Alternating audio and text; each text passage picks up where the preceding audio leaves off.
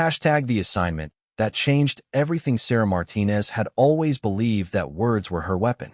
At 28, she had spent the last 6 years documenting conflicts across 3 continents, armed with nothing more than a camera, a notebook, and an unshakable determination to tell the stories that mattered. Her press credentials had taken her into refugee camps in Syria, through the aftermath of bombings in Afghanistan, and now to the remote mountains of northern Pakistan, where a new chapter in the war on terror was being written in blood and bullets. The assignment seemed straightforward enough when her editor at Global News Network had briefed her in the sterile conference room back in New York. Intelligence reports suggested that a high-value target was operating from a compound deep in the tribal regions. A joint operation between Pakistani forces and American Rangers was planned, and Sarah would be embedded with the team to document the mission for the American public who had grown weary of endless overseas conflicts. Sarah had done embedded reporting before, but never with Rangers. These weren't regular Army infantry or Marines she was used to working with. The 75th Ranger Regiment represented the elite of American military forces, and their missions typically involved the kind of precision operations that made headlines when they succeeded and congressional hearings when they failed. The fact that they were allowing a journalist to tag along spoke to the confidence military leadership had in the intelligence they'd gathered. Captain James Hawk Morrison, the team leader, had made his skepticism clear from the moment Sarah arrived at the forward operating base.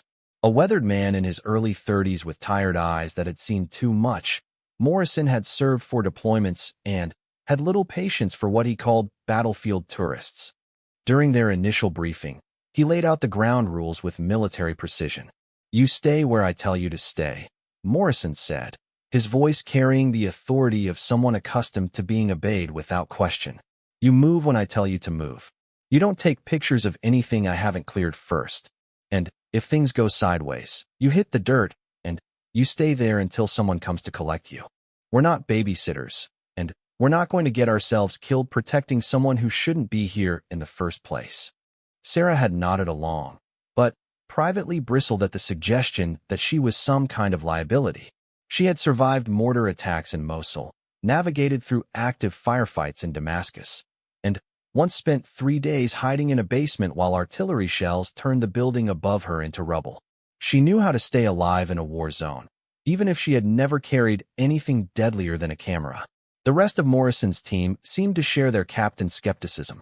Sergeant First Class Rodriguez, the team's medic and unofficial joker, made a show of introducing her to the rest of the squad with exaggerated formality. There was Staff Sergeant Thompson, the communications specialist whose quiet demeanor masked a razor-sharp intelligence. Private First Class Williams, barely 19 and, on his first deployment, tried to hide his nervousness behind an eager smile. Specialist Jackson, the team's demolitions expert, seemed more interested in his equipment than in making conversation with a journalist. The only member of the team who seemed genuinely pleased to have her along was Sergeant First Class David Chun, the squad's designated marksman. Chun had grown up in San Francisco, the son of immigrants who had fled Vietnam in the final days of the war. He understood, he told Sarah, the importance of bearing witness to history. His grandfather had been a photographer during World War II, documenting the liberation of concentration camps in Europe. Chun carried one of his grandfather's cameras as a good luck charm, a battered Leica that had captured some of the most important images of the 20th century. "People need to see what we do out here," Chun explained as they prepared their gear for the mission. "Not the sanitized version they show on the news, but what it really costs. My grandfather used to say that every picture tells a story, but every story costs something. Sometimes that cost is paid in blood." The mission briefing revealed the scope of what they were attempting. The target compound sat in a valley accessible only through a narrow mountain pass, surrounded by natural defenses that had kept it secure for months. Intelligence suggested that Khalil Ahmed, a high-ranking operative who had been orchestrating attacks against coalition forces, was hiding there along with a small cell of fighters. The plan called for Morrison's team to approach under cover of darkness, establish overwatch positions on the surrounding ridgelines, and coordinate with Pakistani forces to execute a simultaneous assault at dawn. Sarah spent the evening before the mission checking and rechecking her equipment. Her cameras were loaded with fresh batteries and memory cards. Her satellite phone was charged and tested. She had packed enough water and rations for 3 days, though Morrison had assured her they would be back at base within 12 hours. Most importantly, she had reviewed the footage she had already gathered during her week at the forward operating base, making sure her memory cards had enough space for whatever she might witness in the coming hours. The Rangers moved with practiced efficiency as they prepared for departure. Sarah watched them clean weapons, check ammunition, and review maps with the kind of professional competence that only came from years of training and experience.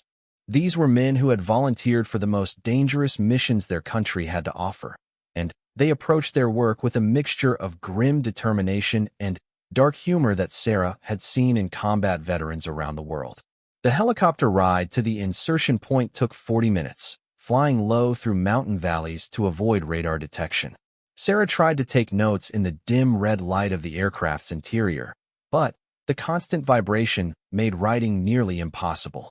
Instead, she focused on memorizing details, the way Williams kept checking and rechecking his rifle, the calm expression on Morrison's face as he studied topographical maps, the rhythmic sound of the rotors cutting through thin mountain air.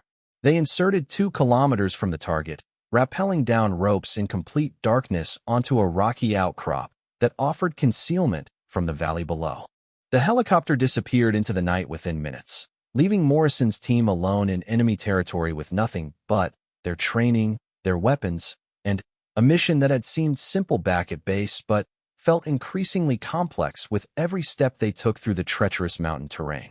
The approach took 4 hours of careful movement through terrain that seemed designed to break ankles and shred equipment. Sarah struggled to keep up with Rangers who moved through the darkness with night vision equipment, their movements coordinated through hand signals and whispered communications she couldn't hear through their radio headsets. Every step had to be planned, every sound minimized, every movement calculated to avoid detection by sentries who might be watching from positions they couldn't see. By the time they reached their overwatch position, Sarah's respect for the physical conditioning required of Rangers had increased dramatically. These men were carrying 60 pounds of equipment over terrain that challenged experienced mountaineers, and they moved with a speed and silence that spoke to months of specialized training. Sarah, despite her own experience in difficult environments, felt like she was barely hanging on. The target compound became visible just as the first hint of dawn began to lighten the eastern horizon. Through Morrison's binoculars, Sarah could make out a cluster of buildings surrounded by high walls, exactly as their intelligence had described. Smoke rose from one of the structures, suggesting that someone was awake and moving around inside. Morrison established his team in positions that offered clear fields of fire while providing cover from potential return fire, then settled in to wait for the Pakistani forces who would approach from the opposite side of the valley. Sarah found herself positioned between Chun and Rodriguez, close enough to the action to document whatever happened but far enough back to avoid becoming a target herself. The waiting was always the hardest part of any combat operation, she had learned. The minutes stretched out like hours as adrenaline coursed through her system, and every sound seemed amplified in the pre-dawn silence. A bird's call might be a signal. A shifting shadow could be an enemy fighter. The snap of a twig might indicate that their position had been compromised. Chen checked his rifle for the dozenth time, adjusting the scope with tiny movements that spoke to the precision required of a designated marksman. His weapon was different from the standard rifles carried by the rest of the team, equipped with a powerful scope and chambered for ammunition designed to reach out and touch targets at distances that would challenge even experienced shooters. Sarah realized that if the mission went according to plan, Chen might be called upon to make shots that would determine whether his teammates lived or died. The radio crackled to life as Morrison received confirmation that Pakistani forces were in position. The coordinated assault would begin in exactly 10 minutes, giving both teams time to make final preparations and confirm their fields of fire. Sarah readied her camera, knowing that the next few minutes would determine whether this assignment became another routine embed report or something that would define her career as a war correspondent. What none of them knew was that their careful planning was about to collide with an intelligence failure that would turn a routine mission into a desperate fight for survival. The compound they were preparing to assault held more than just Khalil Ahmed and a small cell of fighters. Hidden beneath the main building was an extensive tunnel system that connected to positions throughout the valley, allowing defenders to move unseen and establish overlapping fields of fire that would turn Morrison's Overwatch position into a killing zone. As the final minutes ticked away before the assault began, Sarah focused her camera on the compound below, ready to document what she expected would be a textbook example of precision military operation. She had no way of knowing that within the next hour, she would be forced to make choices that would forever change her understanding of what it meant to bear witness to war. When everything went wrong, the assault began exactly at 0530 hours, just as the sun crested the eastern ridge and cast long shadows across the valley floor. Sarah watched through her camera lens as Pakistani forces approached the compound from the west, while Morrison's team provided overwatch from their position on the northern ridge. For the first few minutes, everything proceeded according to plan. The Rangers maintained their positions with practiced discipline, their weapons trained on predetermined sectors of fire, while their eyes searched for any sign of resistance from the buildings below. Chun lay prone beside a large boulder, his rifle steady on its bipod as he scanned the compound through his scope. His breathing was controlled and rhythmic, the mark of a shooter who had spent countless hours perfecting his craft on firing ranges from Georgia to Afghanistan. Rodriguez monitored the radio, relaying updates between Morrison and the Pakistani commander leading the ground assault. Williams nervously checked his ammunition for the third time in 10 minutes, his youth showing despite weeks of preparation for this moment. The first indication that something was wrong came not from the compound itself, but from the hillside directly across from their position. A muzzle flash winked in the early morning shadows, followed immediately by the distinctive crack of a high-powered rifle. The bullet struck the rock face inches from Thompson's head, sending fragments of stone flying and announcing to everyone on the ridge that they were not in an overwatch position at all. They were in a carefully prepared ambush. Morrison's reaction was immediate and instinctive. Years of combat experience kicked in as he shouted orders while diving for cover behind the nearest available protection. The ridge that had seemed like such perfect terrain for observing the compound below suddenly became an exposed killing ground where every ranger's life hung in the balance. Within seconds, the air filled with the angry buzz of bullets passing overhead as hidden fighting positions throughout the valley erupted in coordinated fire. Sarah found herself pressed against the ground behind a low stone wall that had probably been built by shepherds decades earlier, but now represented the only thing standing between her and the rifle fire pouring down from at least 3 different directions. Her journalist's instincts warred with basic survival as she tried to process what was happening around her. This was not the story she had come to tell. This was not supposed to be happening according to the intelligence briefings and mission planning sessions she had attended back at base. The Pakistani forces in the valley below were taking the worst of it.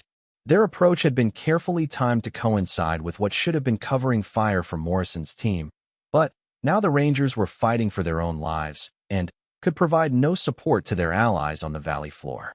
Radio chatter filled with desperate calls for assistance and casualty reports as the joint operation disintegrated under a volume of enemy fire that spoke to weeks of preparation by defenders who had known they were coming. Chun was the first to return effective fire, his training taking over as he identified muzzle flashes and began engaging targets with the precision that had earned him his position as the team's designated marksman. Sarah watched him work with a calm efficiency that seemed almost supernatural under the circumstances. He would spot a target, adjust his scope, control his breathing, and squeeze off a round that invariably found its mark. Within minutes, 2 of the enemy firing positions had gone silent under his methodical attention. But there were more positions than one marksman could handle, and the enemy had clearly planned this engagement to their advantage. Rodriguez took a bullet through his left shoulder, spinning him around and sending him crashing into the rocks with a grunt of pain and surprise. Williams tried to move to the medic's assistance, but was driven back by a burst of automatic fire that chewed chunks out of the stone wall he was sheltering behind. Morrison's tactical mind was working overtime as he tried to assess their situation and formulate some kind of response that might keep his team alive. They were pinned down on terrain that offered limited cover against an enemy force of unknown size that had clearly been expecting them. The Pakistani forces were taking casualties and would likely be forced to withdraw soon, leaving the Rangers alone on a ridge with no clear route of escape and ammunition that would not last indefinitely against determined attackers. Sarah realized with growing horror that she was witnessing the kind of military disaster that would dominate headlines for weeks if anyone survived to tell the story. Intelligence had failed. Planning had failed. The Rangers, who were supposed to be conducting a precision operation against a small cell of fighters, were instead trapped in an ambush that seemed designed to eliminate them entirely. Her role as an observer was about to become irrelevant if they all died on this ridge. Thompson was trying to establish communications with their base when a rocket-propelled grenade exploded against the rocks 20 meters from their position. The blast wave knocked everyone flat and filled the air with dust and debris that made breathing difficult and visibility nearly impossible. Sarah's ears rang from the explosion, and she could taste blood where she had bitten her tongue when the shock wave hit her. When the dust settled, Sarah saw that Jackson had been caught by shrapnel from the RPG blast. The demolitions expert was conscious, but bleeding from multiple wounds on his arms and legs. Rodriguez, despite his own shoulder wound, was already crawling toward Jackson with his medical kit, determined to provide aid even while under fire. The medic's dedication to his teammates was absolute, and he worked to stop Jackson's bleeding while bullets continued to snap overhead. Morrison made the decision that probably saved their lives. Instead of trying to maintain their positions and fight a defensive battle they could not win, he ordered his team to begin a fighting withdrawal toward a secondary position he had identified during their approach. The movement would be dangerous and would require perfect coordination, but staying where they were meant certain death as the enemy continued to adjust their fire and bring additional weapons to bear. The withdrawal began with Chun providing covering fire while the rest of the team moved in pairs toward a cluster of larger boulders 50 meters up the ridge. Williams and Thompson went first, bounding from cover to cover, while Chin's rifle spoke with deadly authority against anyone who tried to interfere with their movement. Rodriguez followed with Jackson, half carrying the wounded demolitions expert while trying to keep pressure on his bleeding wounds. Sarah found herself alone behind the stone wall as the Rangers executed their tactical movement. Her mind raced as she tried to decide what to do next. Following the Rangers meant leaving the relative safety of her current position and exposing herself to enemy fire. Staying where she was meant being left behind when the team completed their withdrawal. Neither option seemed particularly appealing to a war correspondent whose weapon of choice was a camera rather than a rifle. Morrison appeared beside her during a lull in the firing, his face grim but determined as he grabbed her arm and prepared to guide her toward the new position. The Ranger captain had made it clear that he considered her presence a liability, but he was not going to abandon anyone on this ridge, journalist or otherwise. His grip was firm but not rough as he explained what they needed to do next. When I say move, you run straight toward that big rock with the white streak through it, Morrison shouted over the sound of gunfire. Don't look back, don't stop, and don't worry about anything except getting to cover. Chin will keep their heads down while we move, but you need to trust him and trust me. Can you do that? Sarah nodded, though she was not entirely sure she could trust anyone or anything in a situation that had gone so completely wrong. Morrison's eyes met hers for a moment, and she saw something there that surprised her. It was not the dismissive contempt she had detected during their initial briefing. It was the look of a professional soldier who had accepted responsibility for everyone under his command, including a civilian who had no business being in a combat zone. The movement to the secondary position succeeded, but barely. Enemy fire intensified as the Rangers displaced, and Sarah felt bullets passing close enough to tug at her clothing as she ran across open ground that seemed to stretch for miles. Chin's covering fire was precise and deadly, but there were more enemy fighters appearing on the ridgelines around them, and the Rangers were rapidly becoming outnumbered by odds that would have challenged a full company of infantry. The new position offered better cover but no real hope of escape. They were still trapped on a ridge with limited ammunition, growing casualties, and an enemy force that showed every intention of finishing what they had started. Morrison's radio calls for support were met with responses that offered little hope. Helicopter extraction was impossible under the current level of enemy fire. Artillery support was unavailable due to the proximity of Pakistani forces in the valley below. The Rangers were on their own. It was Rodriguez who first noticed that Sarah was carrying more than just camera equipment. The medic had been treating Jackson's wounds when he spotted the pistol holstered on Sarah's belt, partially concealed by her photographer's vest. Military regulations required embedded journalists to carry personal protection, but most war correspondents treated their sidearms as emergency equipment that would never actually be used. Rodriguez's observation would prove prophetic in ways none of them could have anticipated. Chin was running low on ammunition for his precision rifle, and his rate of fire had slowed accordingly. Each shot had to count now, which meant longer periods between engagements as he selected targets that offered the greatest tactical value. Williams had taken over much of the suppressive fire mission, but his standard infantry rifle lacked the range and precision needed to effectively engage targets on the distant ridgelines. Sarah watched the Rangers fight with a growing sense of admiration mixed with horror.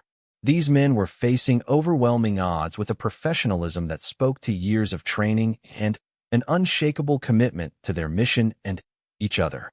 But professionalism and commitment could not overcome ammunition shortages and numerical disadvantage indefinitely. Something had to change if any of them were going to survive to see another sunset. The change came in the form of an enemy flanking movement that Morrison spotted just as it threatened to overrun their position entirely. A squad of fighters had worked their way around the eastern edge of the ridge and were preparing to assault the Rangers from a direction that would leave them completely exposed. Morrison's shout of warning came at the same moment that Chin's rifle clicked empty, leaving the team's primary long-range capability suddenly silenced at the worst possible moment. Sarah Martinez, war correspondent and observer of conflicts, was about to discover that sometimes bearing witness meant more than just recording events. Sometimes it meant becoming part of the story itself.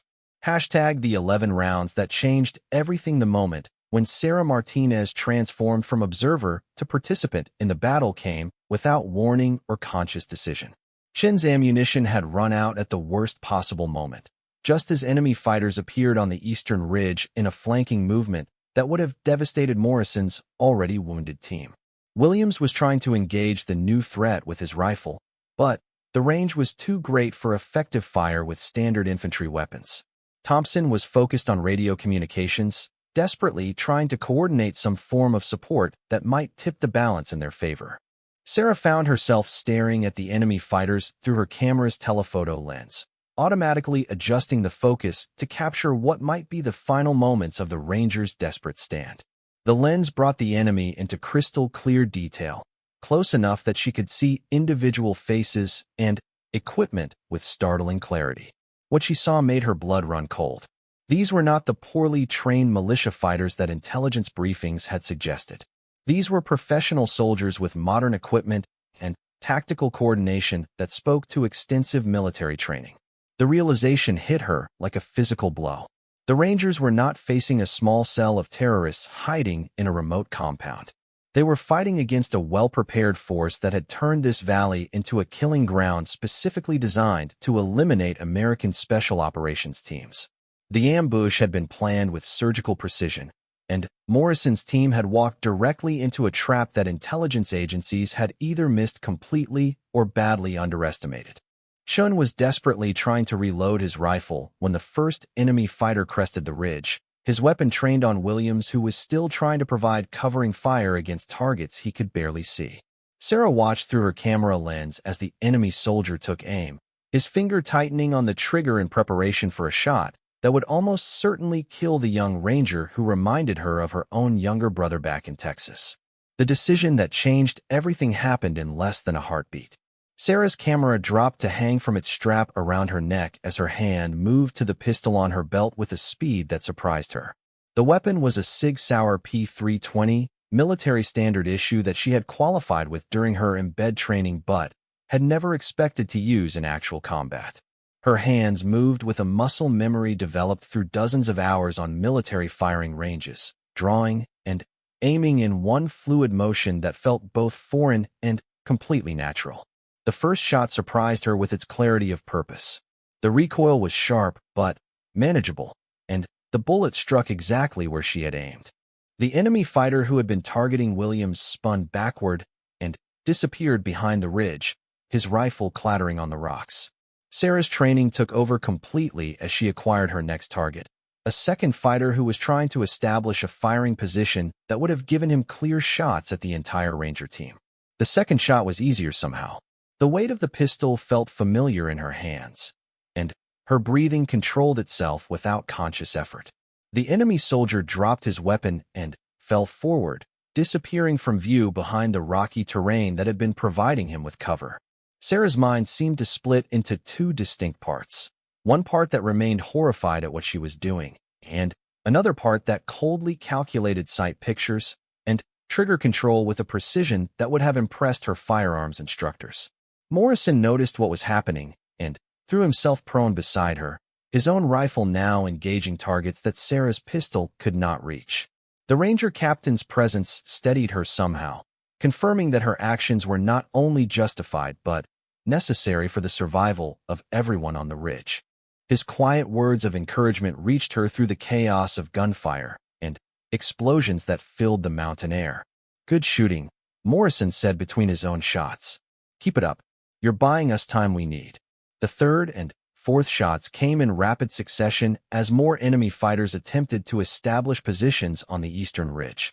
Sarah's world had narrowed to the small circle visible through her pistol sights, each target becoming a mathematical problem that required precise solutions.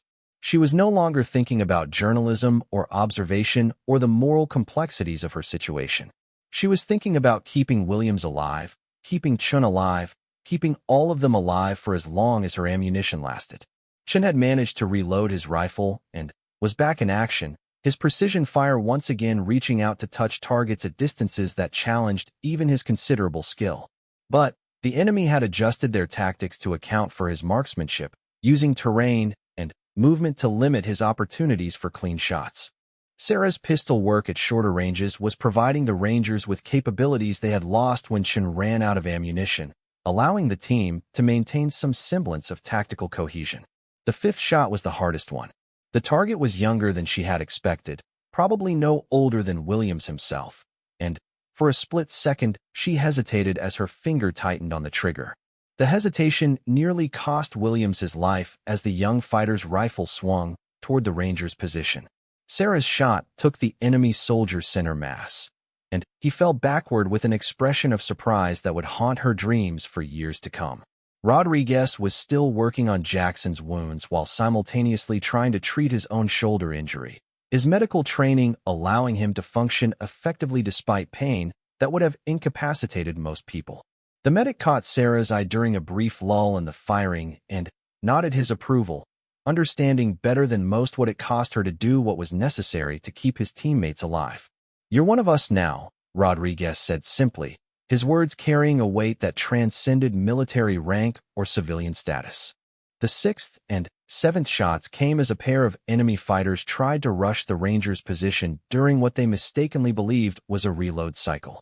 Sarah's pistol barked twice in quick succession, both rounds finding their marks with accuracy that surprised her.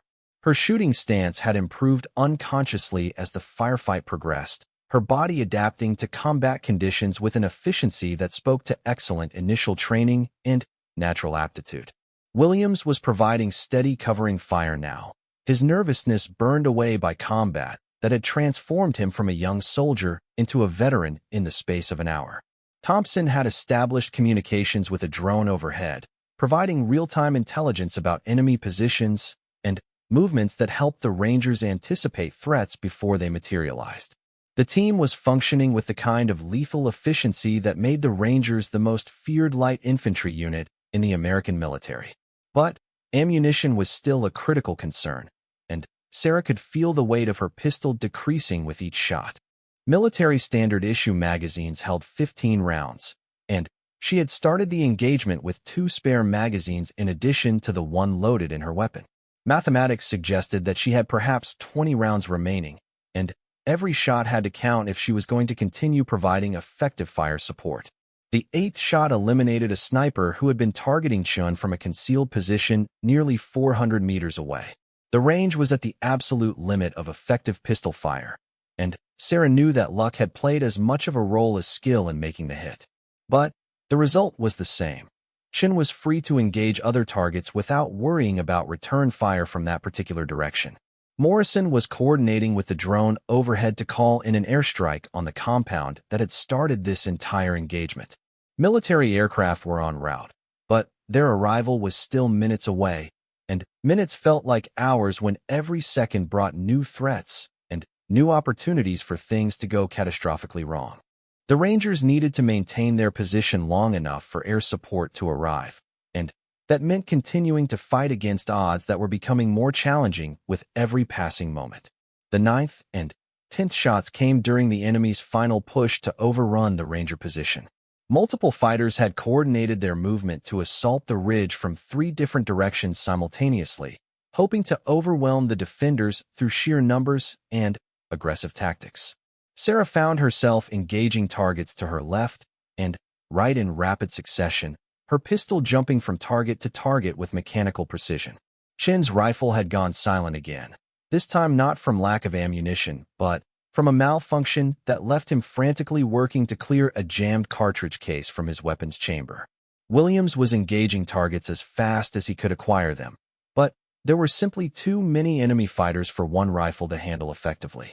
Thompson had drawn his sidearm and was providing what support he could while still maintaining communications with the incoming aircraft.